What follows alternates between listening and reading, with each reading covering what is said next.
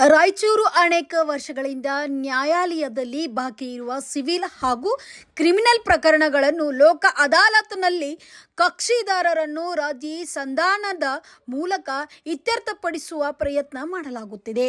ಜಿಲ್ಲಾ ಮತ್ತು ಸತ್ರ ನ್ಯಾಯಾಧೀಶರು ಹಾಗೂ ಜಿಲ್ಲಾ ಕಾನೂನು ಸೇವೆಗಳ ಪ್ರಾಧಿಕಾರದ ಅಧ್ಯಕ್ಷರಾದ ಮಾರುತಿ ಬಾಗಡೆ ಹೇಳಿದರು. ಇಲ್ಲಿನ ಜಿಲ್ಲಾ ನ್ಯಾಯಾಲಯದಲ್ಲಿ ಶನಿವಾರ ಹಮ್ಮಿಕೊಂಡಿದ್ದ ರಾಷ್ಟ್ರೀಯ ಲೋಕ ಅದಾಲತ್ನಲ್ಲಿ ಸುದ್ದಿಗಾರರೊಂದಿಗೆ ಮಾತನಾಡಿದ ಅವರು, ಜಿಲ್ಲೆಯಲ್ಲಿ ನಡೆಯುತ್ತಿರುವ ಈ ವರ್ಷ 3ನೇ ಲೋಕ ಅದಾಲತ್ ಇಂದು ನಡೆದಿದೆ. ಇವರಿಗೆ ಪ್ರಧಾನ ಜಿಲ್ಲಾ ಮತ್ತು ಸತ್ರ ನ್ಯಾಯಾಲಯದಲ್ಲಿ ಹಲವು ಪ್ರಕರಣಗಳು ಇತ್ಯರ್ಥಗೊಳಿಸಲಾಗಿದೆ. 25 ಲಕ್ಷಕ್ಕೂ ಹೆಚ್ಚಿನ ಹಣವನ್ನು ರಾಜಿ ಸಂಧಾನದಲ್ಲಿ ಪಾವತಿ ಮಾಡಿಸಲಾಗಿದೆ. ಪ್ರಮುಖವಾಗಿದ್ದ ಆಸ್ತಿ ಮಾರಾಟದ ವ್ಯಾಜ್ಯವು ರಾಜಿಯಾಗಿದೆ ಎಂದರು. ವಿಚಾರಣೆಗೆ ಬಾಕಿ ಇರುವ 5,000 ಪ್ರಕರಣಗಳು ಇತ್ಯರ್ಥವಾಗುವ ನಿರೀಕ್ಷೆ ಇದೆ. ವ್ಯಾಜ್ಯ ಪೂರ್ವ ಪ್ರಕರಣಗಳು 25,000ಕ್ಕೂ ಮೇಲ್ಪಟ್ಟು ಇತ್ಯರ್ಥಪಡಿಸಬಹುದು ಎಂದು ಅಂದಾಜಿಸಲಾಗಿದೆ. ಸಾರ್ವಜನಿಕ ಸಹಕಾರದಿಂದ ಹೆಚ್ಚಿನ ಪ್ರಕರಣ ಇತ್ಯರ್ಥಗೊಳಿಸುತ್ತದೆ ಎಂದು ತಿಳಿಸಿದರು. ಇನ್ನು ಡಿಸೆಂಬರ್ನಲ್ಲಿ ಮತ್ತೊಂದು ರಾಷ್ಟ್ರೀಯ ಲೋಕ ಅದಾಲತ್ ಏರ್ಪಡಿಸಲಾಗುವುದು. ಸಂಚಾರಿ ನಿಯಮ ಉಲ್ಲಂಘನೆ ಪ್ರಕರಣಗಳಲ್ಲಿ ದಂಡದಲ್ಲಿ 50% ರಿಯಾಯಿತಿ ನೀಡಲಾಗಿದೆ. ಕರ್ನಾಟಕ ಪ್ರತಿಯೊಂದು ಜಿಲ್ಲೆ ಹಾಗೂ ತಾಲೂಕುಗಳಲ್ಲಿ ಲೋಕ ಅದಾಲತ್ ನಡೆಯುತ್ತದೆ.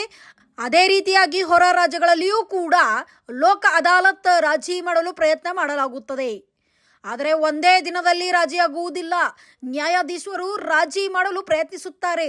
ಸಾರ್ವಜನಿಕರು ಕೂಡ ಲೋಕ ಅದಾಲತ್ನ ಸದುಪಯೋಗ ಪಡೆದುಕೊಳ್ಳಬೇಕು ಎಂದು ತಿಳಿಸಿದರು. ನಗರದ ಜಿಲ್ಲಾ ನ್ಯಾಯಾಲಯದಲ್ಲಿ ಮಧ್ಯಾಹ್ನ 1 ಗಂಟೆಯವರೆಗೆ ಸಿವಿಲ್, ಕ್ರಿಮಿನಲ್, ಮೋಟಾರು ವಾಹನ ಪ್ರಕರಣ ಹಾಗೂ ಕುಟುಂಬ ನ್ಯಾಯಾಲಯದ ಒಟ್ಟು ಸುಮಾರು 1500 ಪ್ರಕರಣಗಳನ್ನು ರಾಜಿ ಸಂಧಾನದ ಮೂಲಕ ಇತ್ಯರ್ಥಪಡಿಸಲಾಯಿತು. ಇನ್ನು ಇದೇ ವೇಳೆ ಆಸ್ತಿ ವಿಚಾರವಾಗಿ 1 ವರ್ಷದಿಂದ ನಡೆಯುತ್ತಿದ್ದ ಹಾಗೂ ಬಾಕಿ ಇದ್ದ ಒಂದು ಸಿವಿಲ್ ಪ್ರಕರಣವನ್ನು ರಾಜಿ ಸಂಧಾನದ ಮೂಲಕ ಇತ್ಯರ್ಥಗೊಳಿಸಲಾಯಿತು. ಆಸ್ತಿಯಲ್ಲಿ ಹಿಸ್ಸಾಗಳನ್ನು ಪ್ರತ್ಯೇಕ ಮಾಡಿ ಆಸ್ತಿಯನ್ನು ಹಂಚಲಾಯಿತು. ಆಸ್ತಿಗಳ ಜೊತೆಗೆ ಕೆಲವೊಂದು ಹಣದ ಮಾತುಕತೆಯೂ ಕೂಡ ಆಗಿದೆ. ಆಯಾ ಕಕ್ಷಿದಾರರಿಗೆ ಹಣವನ್ನು ಕೊಡಿಸಿ ಪ್ರಕರಣವನ್ನು ಇತ್ಯರ್ಥಪಡಿಸಲಾಯಿತು.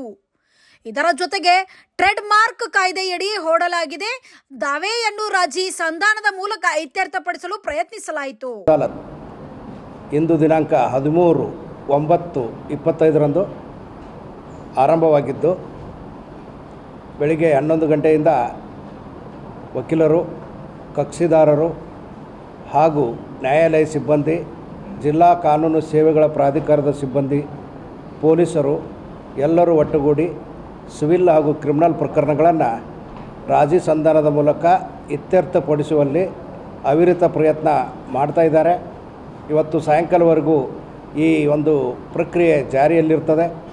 ಈಗಾಗಲೇ ಪ್ರಧಾನ ಜಿಲ್ಲಾ ಮತ್ತು ಸತ್ರ ನ್ಯಾಯಾಲಯದಲ್ಲಿ ಏನಿಲ್ಲ ಅಂದ್ರೂ ಕನಿಷ್ಠ 10 ಪ್ರಕರಣಗಳು ಇತ್ಯರ್ಥಕ್ಕೊಳಪಟ್ಟಿದ್ದು, ಸುಮಾರು 25 ಲಕ್ಷಕ್ಕೂ ಮಿಕ್ಕಷ್ಟು ಹಣವನ್ನು ರಾಜಿ ಸಂಧಾನದಲ್ಲಿ ಸಾಲಗಾರರು ತಮ್ಮ ಸಾಹುಕಾರಗಳಿಗೆ ಪಾವತಿ ಮಾಡಿರ್ತಾರೆ. ಒಂದು ನಿಯಮಿತ ಅಪೀಲು ನಮ್ಮಲ್ಲಿದ್ದು, ಅದರಲ್ಲಿ ಆಸ್ತಿ ಮಾರಾಟದ ಒಂದು ವ್ಯಾಜ್ಯ ಇತ್ತು, ಅದು ಕೂಡ ರಾಜಿಯಾಗಿದೆ.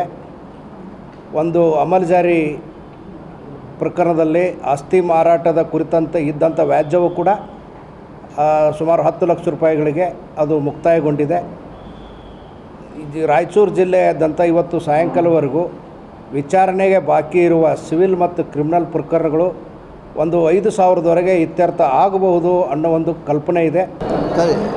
OS 250/24 ಇದು ಕೇಸ್ ಏನಂತಂದ್ರೆ ಡಿಕ್ಲರೇಷನ್ ಸೂಟ್. ಇದು ಒರಿಜಿನಲಿ ಡಿಕ್ಲರೇಷನ್ ಸೂಟು ಸುಮಾರು 1 ವರ್ಷದಿಂದ ಪೆಂಡಿಂಗ್ ಇದೆ. ಇದು ಆಮೇಲೆ ನಂತರ ಕೆಲವು ವಕೀಲರು ಮತ್ತು ಅವರ ಹಿರಿಯರೆಲ್ಲರೂ ಕಲಿತು ಕೂತ್ಕೊಂಡು ಮಾತಾಡಿದ ಮೇಲೆ ಸೆಟ್ಲ್ಮೆಂಟ್ ಆಯಿತು.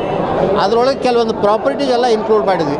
ಜಾಯಿಂಟ್ ಫ್ಯಾಮಿಲಿ ಪ್ರಾಪರ್ಟೀಸು, ಪ್ಲೆಂಟಿಫ್ ಮತ್ತು ಡಿಫೆಂಡೆಂಟ್ಸು ಅವರ ರಿಲೇಟಿವ್ಸೇ, ಅವರು ಕಾಕನ ಮಕ್ಕಳು ಎಲ್ಲರೂ ಅಂತಂದ್ರೆ. ಸೊ ಹೀಗಾಗಿ ಅವರವರ ಸೆಟಲ್ಮೆಂಟ್ ಮಾಡ್ಕೊಂಡು ಪ್ರಾಪರ್ಟಿಗಳನ್ನು ಅವ್ರಿಗೆ ಯಾವ ಪ್ರಾಪರ್ಟಿ ಇವ್ರಿಗೆ ಯಾವ ಪ್ರಾಪರ್ಟಿ ಅನ್ನೋದನ್ನು ಸೆಟಲ್ಮೆಂಟ್ ಮಾಡ್ಕೊಂಡು ಬೇರೆ ಬೇರೆ ಬೇರೆ ಬೇರೆ ತಮ್ಮ ಹೆಸರಲ್ಲೇ ಮಾಡ್ಕೊಳ್ರಿ ಅಂತದೆ. ಪ್ಲೆಂಟಿಫ್ ಹೆಸರಲ್ಲೇ ಬೇರೆ, ಪ್ಲೆಂಟಿಫ್ ನಂಬರ್ 2 ಹೆಸರಲ್ಲೇ ಬೇರೆ, ಡಿಫೆಂಡೆಂಟ್ ನಂಬರ್ 1, ಡಿಫೆಂಡೆಂಟ್ ನಂಬರ್ 2 ಹೆಸರಲ್ಲೇ ಬೇರೆ ಬೇರೆ ಪ್ರಾಪರ್ಟಿಗಳನ್ನ ಸೆಟಲ್ಮೆಂಟ್ ಮಾಡಿಕೊಂಡು ಇವತ್ತು ಲೋಕ ಅದಾಲತ್ನಲ್ಲಿ ತಮ್ಮ ಇದನ್ನು ವ್ಯಾಜ್ಯಗಳನ್ನು ಬಗೆಹರಿಸ್ಕೊಂಡ್ರಿ ಅಂತಂದ್ರೆ, ಅದು ವ್ಯಾಜ್ಯಗಳನ್ನ ಬಗೆಹರಿಸ್ಕೊಳ್ಳಿಕ್ಕೆ ಸಾಹೇಬರು ಸಹಕಾರ ಮಾಡಿದರು, ನಾವು ಸಹಕಾರ ಮಾಡಿದ್ರು ಅಂತ.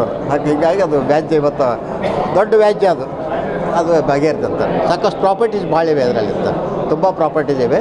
ಪ್ರಾಪರ್ಟೀಸ್ ಎಲ್ಲ ಇವತ್ತು ತಮ್ಮ ಇದರಲ್ಲಿ ಡಿವೈಡ್ ಮಾಡಿಕೊಂಡ್ರೆ. ಕ್ಯಾಶ್ ಏನಂತಂದ್ರೆ ಅದರಲ್ಲಿ ಕ್ಯಾಶ್ ಕೊಡಬೇಕಂತಲೂ ಮಾತುಕತೆ ಆಗಿತ್ತು. 50 lakhs rupees, 50 lakhs ಕ್ಯಾಶ್ ಕೊಡ್ಬೇಕಂತ ಮಾತಾಗಿತ್ತು. ಅದರ ಪ್ರಕಾರ ಇವತ್ತು ಡಿಫೆಂಡೆಂಟ್ ಇರ್ತಕ್ಕಂಥವರು ಪ್ಲೆಂಟಿಫ್ಗೆ 50 ಲಕ್ಷ ರೂಪಾಯಿ ಕ್ಯಾಶ್ ಕೊಟ್ಟರು ಒಂದು ಪ್ರಾಪರ್ಟಿ ಸಂಬಂಧವಾಗಿ ಅಂತ. ಈ ಸಂದರ್ಭದಲ್ಲಿ ಹಿರಿಯ ಶ್ರೇಣಿ ದಿವಾನಿ ನ್ಯಾಯಾಧೀಶರು ಹಾಗೂ ಜಿಲ್ಲಾ ಕಾನೂನು ಸೇವೆಗಳ ಪ್ರಾಧಿಕಾರರಾದ ಸದಸ್ಯ ಕಾರ್ಯದರ್ಶಿಗಳಾದ ಎನ್ ಸಾತ್ವಿಕ್, ವಕೀಲರು, ಕಕ್ಷಿದಾರರು, ನ್ಯಾಯಾಲಯ ಸಿಬ್ಬಂದಿ, ಜಿಲ್ಲಾ ಕಾನೂನು ಸೇವೆಗಳ ಪದಾಧಿಕಾರಿ ಸಿಬ್ಬಂದಿ ಜೊತೆಗೆ ಪೊಲೀಸರ ಉಪಸ್ಥಿತರಿದ್ದರು. Bureau report, BFI news. Thanks for watching. Read, discuss and debate with editor Dr. Yan Prashant Rao. Wanted reporters in print, digital and visual media for Bharat Vaibhav Daily Newspaper, BV News 5 Channel and BV Fast Web News from all the talukas of Karnataka, Goa and Maharashtra. If interested, send your resume to 9019229369.